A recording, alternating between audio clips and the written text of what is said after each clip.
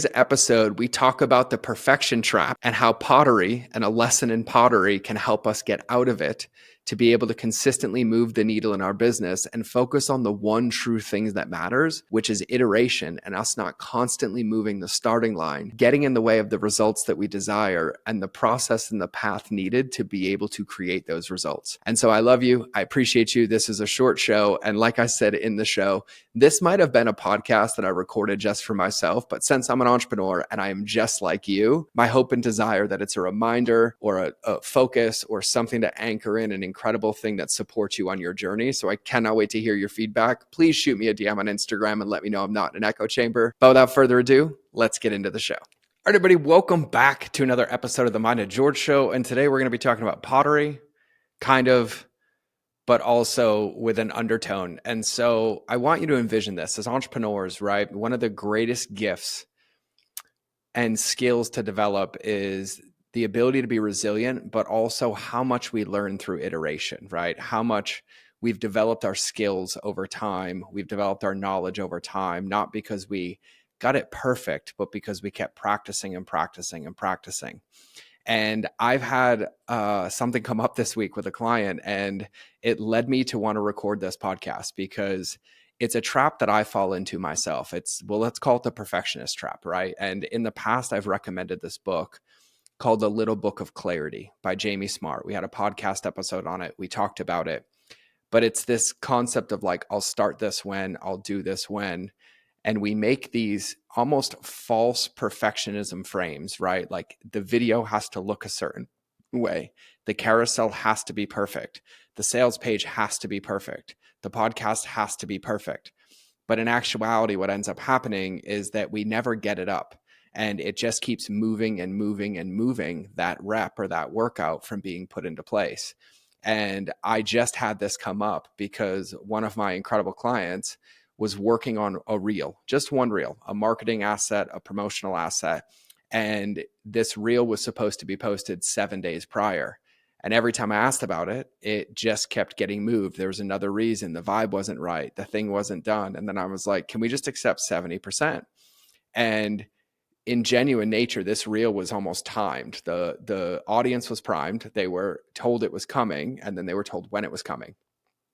And then because of this perfectionism mindset or this trap, it didn't get posted until we kind of put a hard container around it and said, let's post it now, because even the half-life of a reel, meaning how long it lasts and how relevant it is only a day at max, right? But then it led me to realize where in my life, where in my business, where in my career I've fallen into this trap, and also where I still currently find myself hiding in this trap, right? I have this task that's due and I'm like, oh, I get to outline these 3 podcasts. And the moment they're done, I can go record the shows. But instead of outlining those podcasts, I'm organizing the desktop of my computer, or I'm working on the sales page for the event.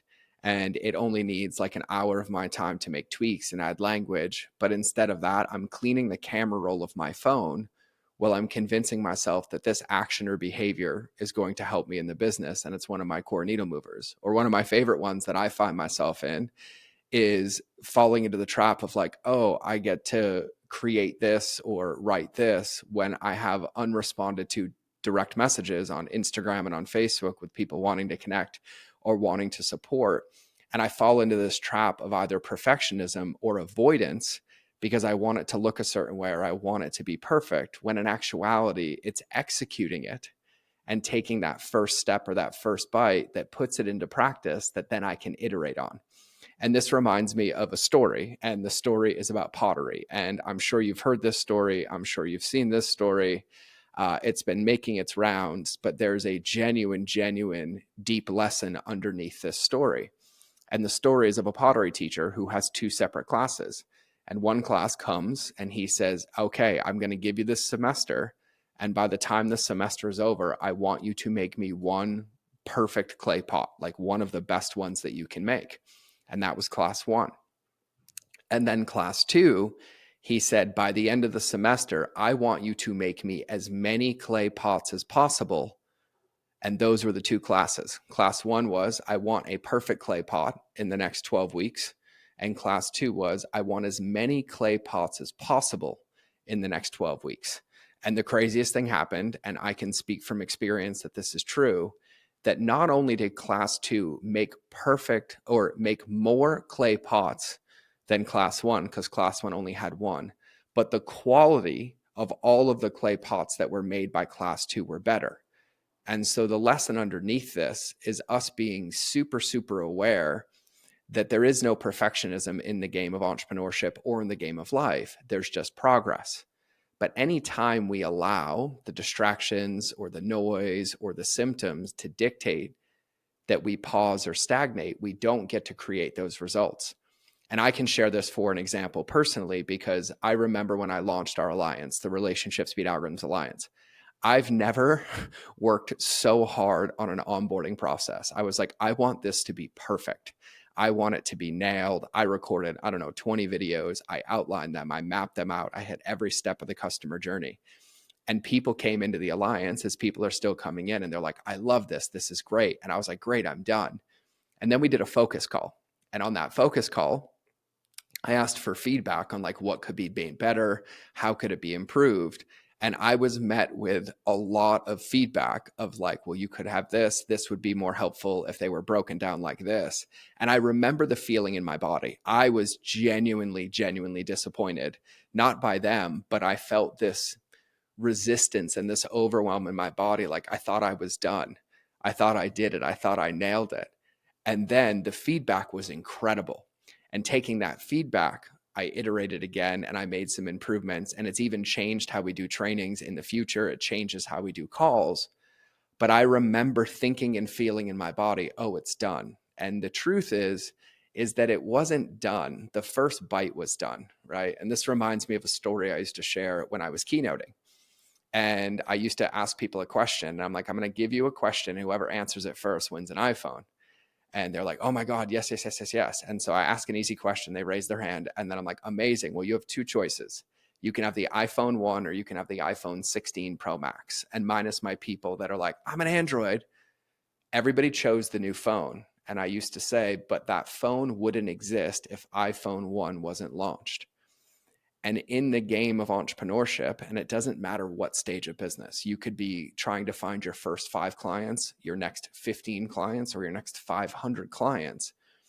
The same principle and the same, for lack of better terms, takeaway from the Pottery class applies, that there really are no finish lines, but there's just constant iterations. And our job and our goal is to make sure that we're staying focused on needle movers, right? I see this with clients, and I've seen this where I will have incredible clients and I have items that would make delivery easier or make their results happen faster or free up some of my time with existing clients that are already paying me money.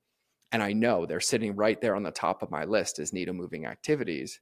But then I will go spend 2 hours on my phone trying to make the perfect Instagram story when actually it's a distraction from what's really going to move the needle and have the biggest impact.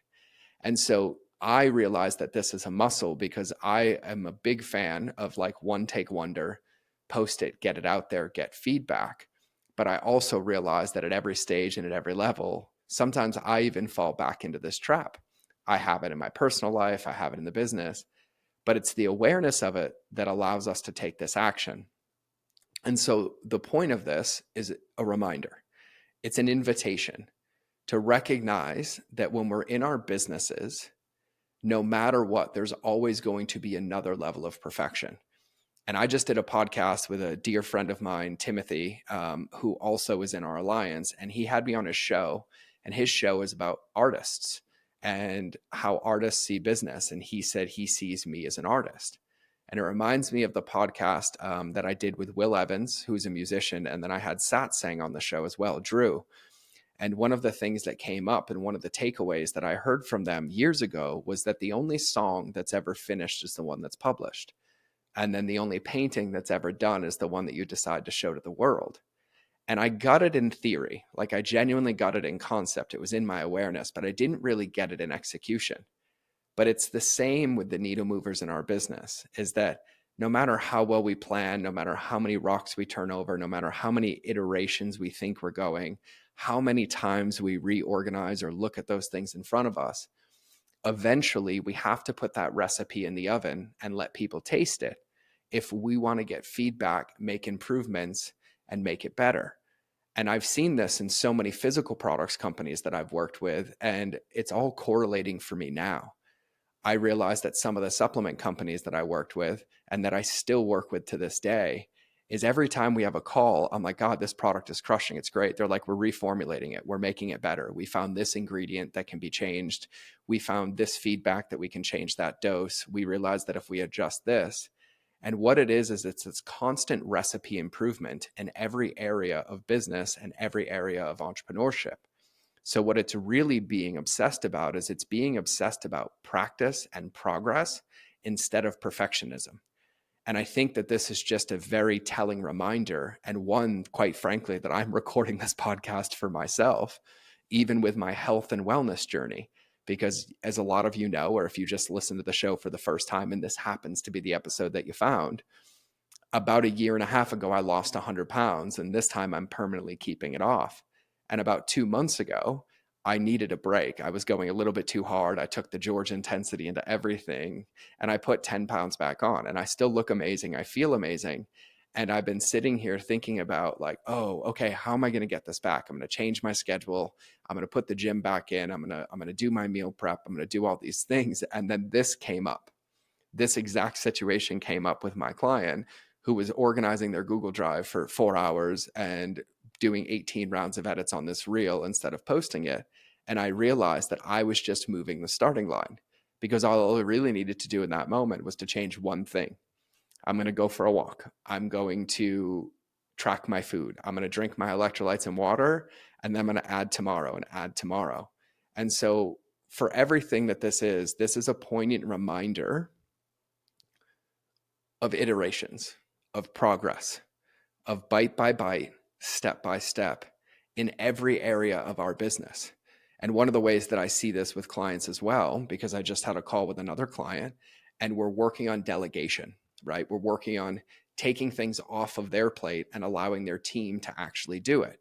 And there's a model that we use, especially when we're coaching and consulting teams and helping them build and scale their business, for delegation. It comes from Mike Michalowicz, and it's the information needed, the permission needed, and the outcome of what it looks like.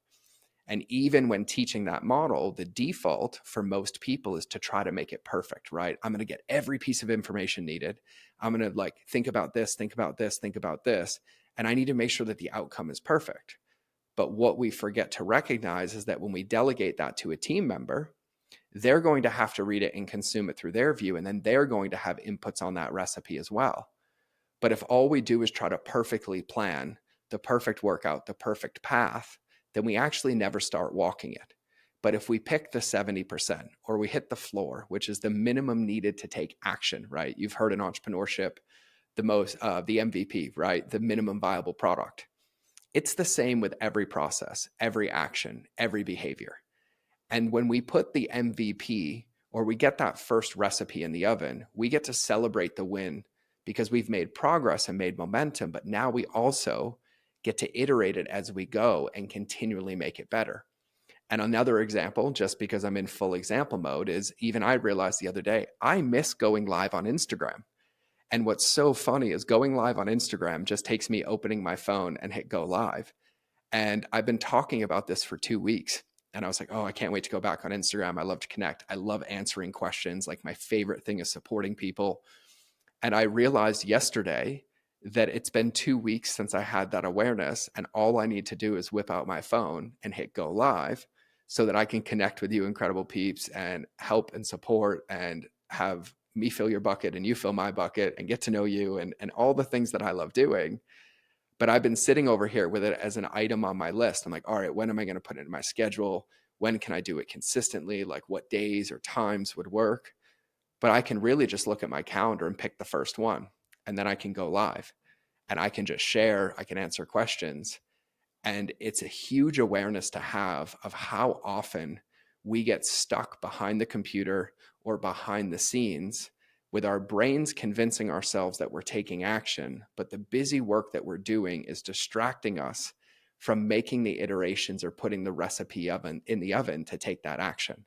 And so I wanted to share this with you today as a reminder or as an invitation, because sometimes, myself included, I get stuck in my own pill bottle and I can't read the label from the inside. And so, one of the things that I will do is I will use the counsel around me, my inner circle, which is one of the things that we help our clients with and help you at the event with, is identifying those 9 people that will hold you accountable to your potential and not believe your story. But I will use my inner circle, and our incredible CEO, Ashley, is one of them. And I will call Ashley and I'll be like, hey, Ash, I got a 2-hour block. Here's what I'm working on. I'm going to do this. I'm going to do this. I'm going to do this. And I'm so, so, so excited. And then she's like, but George, what about these 2 things that we talked about that get to be done and actually help and influence this? And I'm like, oh, thank you so much. And it helps change my perspective and get focused on what actually matters, which is moving each piece or each needle mover bite by bite by bite in my business, in my life, in my relationships, and being addicted to making as many clay pots as possible. And I remember early on social media, and I'm going to regret saying this, but I started on social media as an entrepreneur in 2009, 2010. And back then, everything was literally about just post it and go, post it and go. And then there became this point where I was like, oh, it's got to be perfect. It's got to look this way.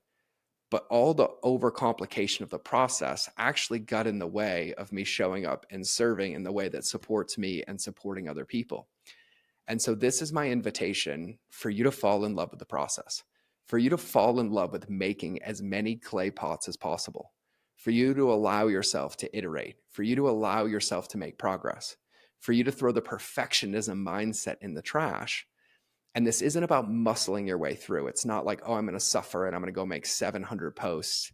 No, it's about allowing you to decide when the song is going to be published, but publishing the song so that people can hear it, or putting the recipe in the oven so people can taste it.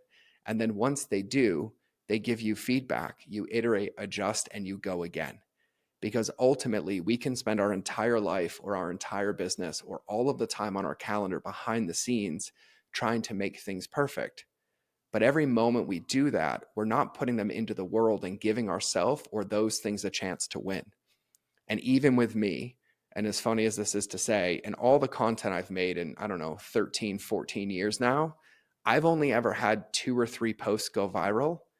And they were the ones that weren't perfect. They were the ones that I did in a moment and just posted. They were the ones where I just shared what was on my heart and it went. And every other polished piece of content, all the sales pages that I was like, this is the best thing ever, or the videos where I'm like, everyone's going to love this one. None of those ever hit like I wanted them to hit. But it's the willingness to keep going. It's the willingness to put in the reps. It's the willingness to iterate and take that consistent daily action and actually give it life and give breath to it by putting it into the world. That could be putting it in with your team members, or delivering a new idea to your clients that you think will help them, or just posting the reel because it's done and there's no way it's ever going to be perfect. And then in every one of those instances, we're moving the race forward in our life and in our business.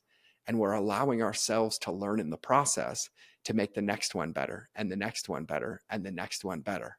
And so this podcast might genuinely be me recording one for myself, but my hope and desire is that it lands for you as well.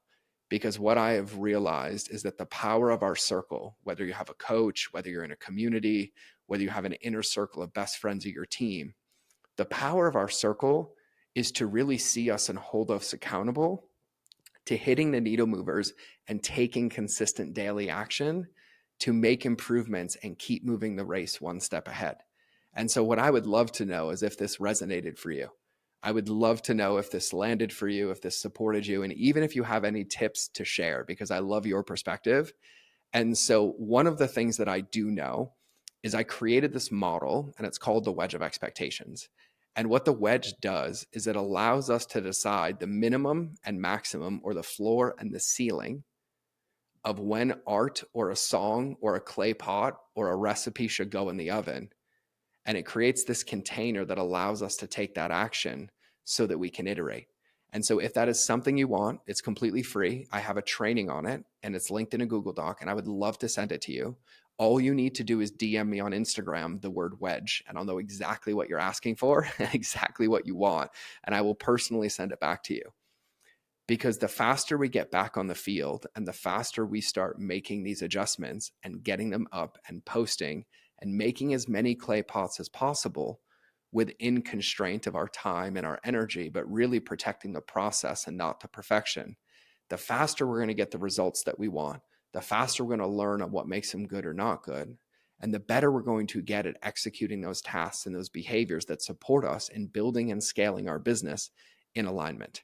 And so I would love to send that to you if you would like it. So shoot me a DM on Instagram. My Instagram is It's George Bryant, just in case you didn't know, and it'll be linked in the show notes. But that's what I wanted to share with you today. It was on my heart. It was in my soul. It was definitely in my brain.